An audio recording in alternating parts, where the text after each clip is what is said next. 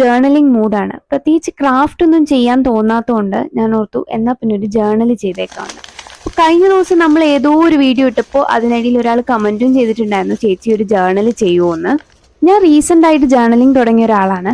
Recent ആയിട്ടെന്ന് പറഞ്ഞു കഴിഞ്ഞാൽ ഇത്ര കാര്യമായിട്ടൊക്കെ ചെയ്യാൻ തുടങ്ങിയത് റീസെന്റ് ആയിട്ടാണ്. ഇതിനു മുന്നേ നമ്മൾ സ്കൂളിലൊക്കെ പഠിക്കുമ്പോൾ ഏതെങ്കിലും ബുക്കിനകത്ത് നിന്നൊക്കെ ഏതെങ്കിലും നല്ല ക്യൂട്ടായിട്ടുള്ള ഫ്ലവേഴ്സും ബേർഡ്സിനെ ഒക്കെ വെട്ടി നമ്മൾ ഒരു ബുക്കിനകത്ത് ഒട്ടിച്ചു വെക്കത്തില്ലേ.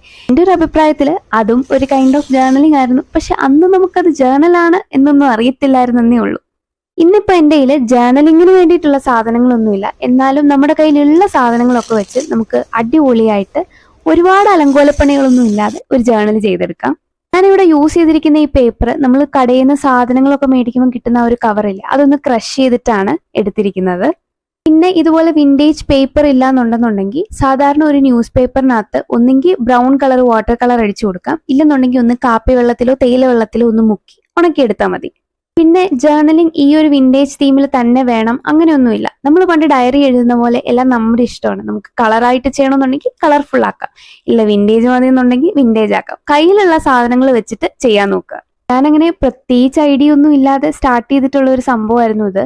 അപ്പോൾ വിൻറ്റേജിൽ പിടിച്ച് അവസാനം ഒരു കോഫി തീമിൽ അങ്ങോട്ട് എത്തി.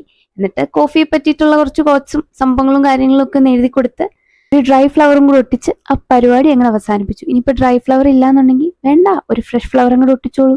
അപ്പോൾ അത്രേ ഉള്ളൂ. കൂടുതൽ അലമ്പാക്കാതെ ഞാൻ ആ പരിപാടി അങ്ങോട്ട് അവസാനിപ്പിച്ചു. അപ്പോൾ ഇതുപോലെയുള്ള ജേർണലിംഗ് ഐഡിയാസ് ഇനിയും വേണമെന്നുണ്ടെങ്കിൽ ഒന്ന് കമന്റ് ചെയ്യുക. പിന്നെ വീഡിയോ ഇഷ്ടപ്പെട്ടോ ഇല്ലയോ എന്നും കൂടെ ഒന്ന് പറയാം. വീഡിയോ ഇഷ്ടപ്പെട്ടാൽ അറിയാലോ, ലൈക്ക് ഷെയർ സബ്സ്ക്രൈബ് ഒന്നും മറക്കണ്ട, എല്ലാം ചെയ്തോളാം. അപ്പോൾ അത്രേ ഉള്ളൂ. Bye guys.